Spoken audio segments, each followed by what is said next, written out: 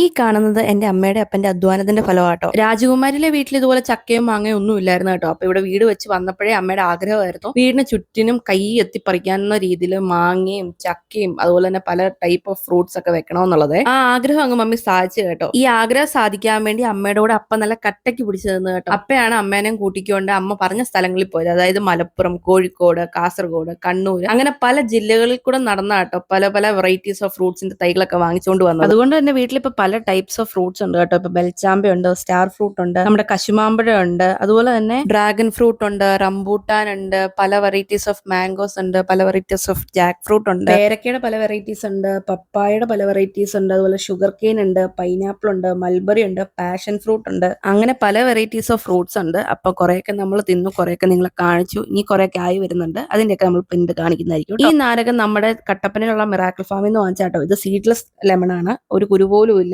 ഇവര് രണ്ടുപേരും ആട്ടോ ഇതിന്റെ ആർട്ടിസ്റ്റുകൾ. അപ്പൊ ഗൈസ് ഇന്നത്തേക്ക് എത്രയേ ഉള്ളൂ. അപ്പൊ ഓക്കെ, ബൈ.